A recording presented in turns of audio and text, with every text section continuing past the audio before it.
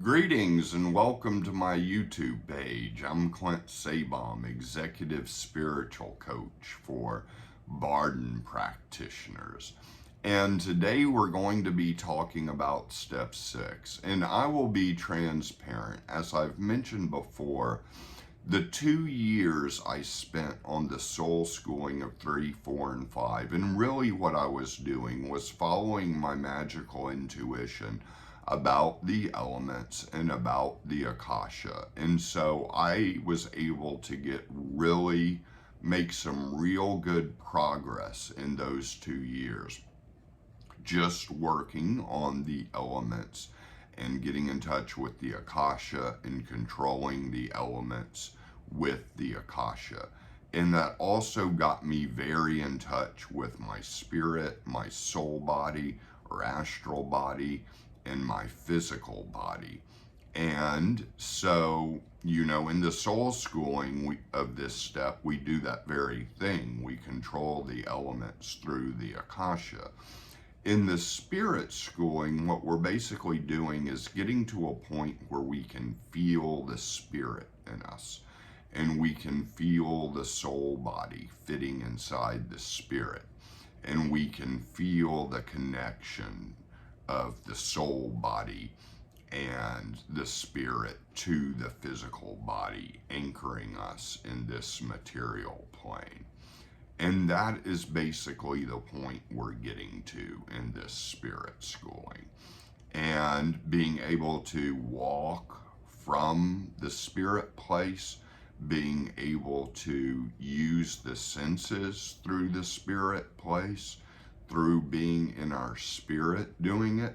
And if you're having a hard time getting in touch with really feeling the spirit, I would say one of the keys is continuing to do vacancy of mind, because that will extend the spirit. That will raise the consciousness and extend it outward and upward.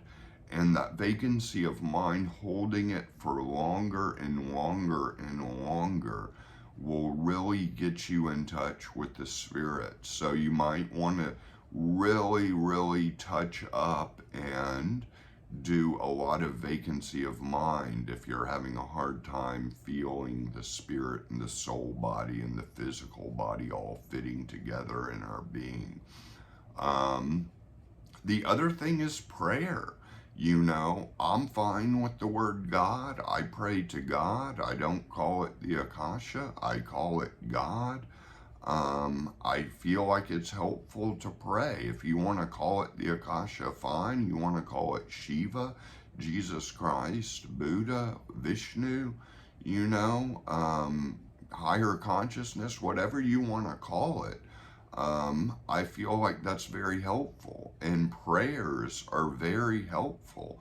Spoken prayer, or silent prayers are very helpful, getting the Akasha in the room with you, in the spirit. And what you want is your room so charged with the Akasha that you come in there and feel that deep relaxation and feel the spirit and the soul body and the physical body all together.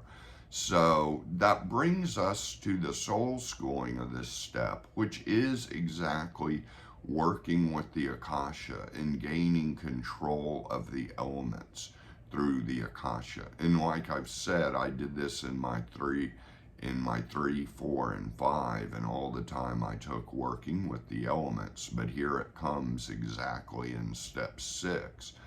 And you're basically tuning into the Akasha. Barden gives a good exercise of imagining yourself in infinity, accumulating that ultraviolet black ether into you. I'd say that helps. That can help a whole lot. I'd say prayer can help a whole lot. And again, a vacancy of mind can help a whole lot.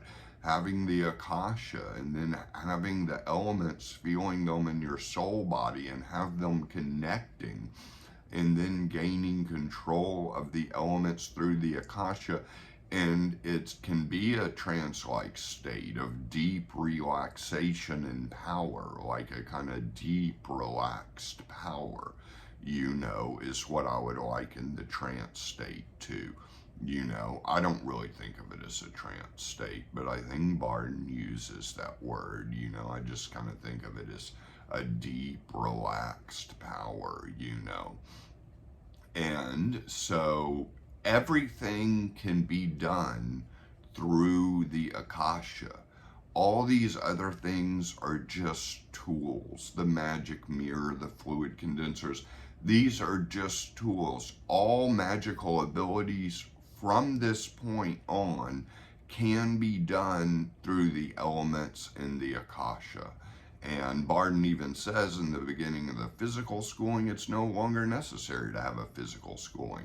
You can get to a point where all of the abilities simply come through good work with the elements in the Akasha. And the physical schooling in this step involves creating an elemental, which I did, but which I did several times. The first time it felt like it didn't quite go as well, and I ended up attracting some larvae and schemata. Those are things you attract. Phantoms are things you attract. An elemental is something you create that can turn against you. And, I just want to be clear that anything you command an elemental to do can be done by your own power through the Akasha and the elements.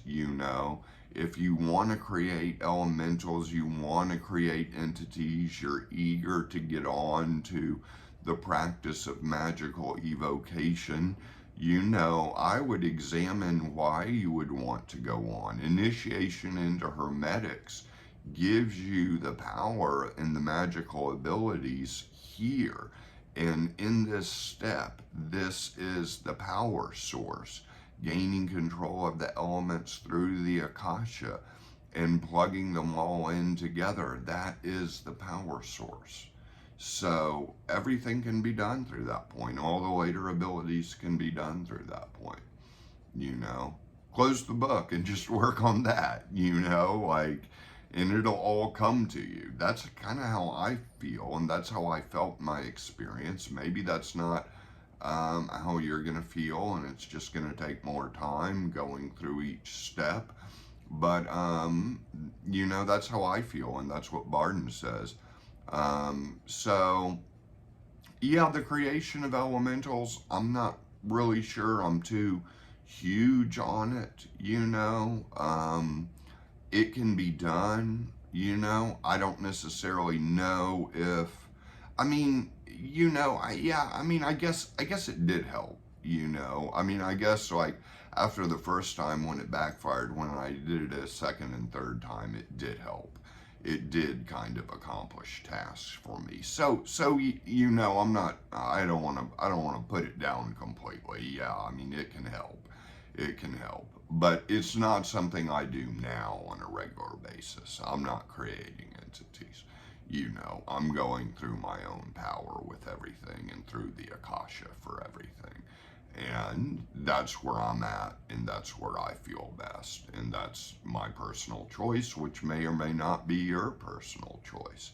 So the phantoms, I've done a podcast episode on just phantoms and ghosts, talking about some of my experiences with them. They can attach themselves to a particular place, I feel, is usually what they attach themselves to. They can attach themselves to a person, too, and open the door for more phantoms to come in, too, after that. You could accidentally call them with a Ouija board if you're playing around.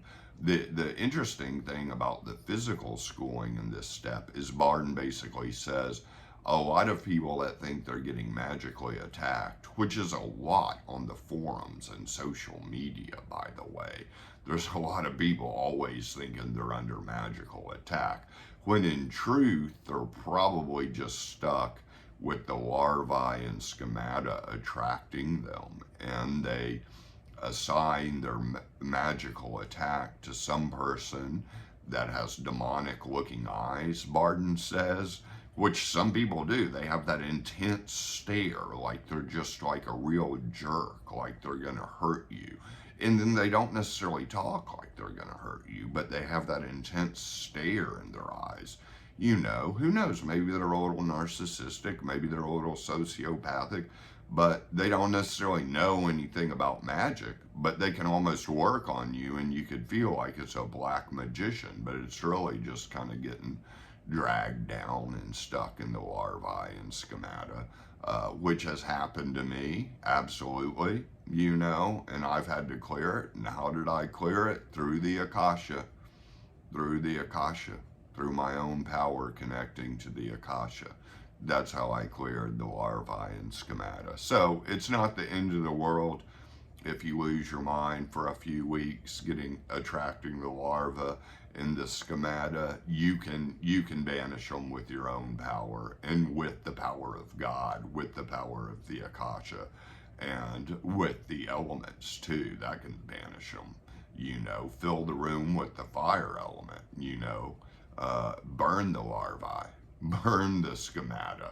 You know, fill the whole space with the fire element. Just burn them up. Clear them that way, or fill it all with water, wash them away, you know, take a shower and imagine them washing away. You know, it's not the end of the world if you attract these things in your magical work, because, you know, it can happen to anybody. I mean, most people don't call it that. We tend to use more psychological phrases these days, or commonplace phrases, but you know, that's basically what it is. So yeah, I hope some of this step in some of this video was helpful to you all. I wish you blessings, you know. Hope you're doing well wherever you find yourself. I have a digital class again on emotional release that I've put a link in below. And this emotional release is based on the Sedona method, which I worked on in my 2 years I spent on the elements in the Akasha. And I also worked with the Sedona method, and that very much helped, because that releases emotions and gets the emotional body flowing. And I associate that with the soul body. And so it was my experience that cleaned out the soul body and cleaned out the spirit body. And it is a very, very spiritual method. So, and it's a cheap class. So, just buy it, and go through it. It will help you, I guarantee. So yeah, anyways, I'll see all of y'all on the next video.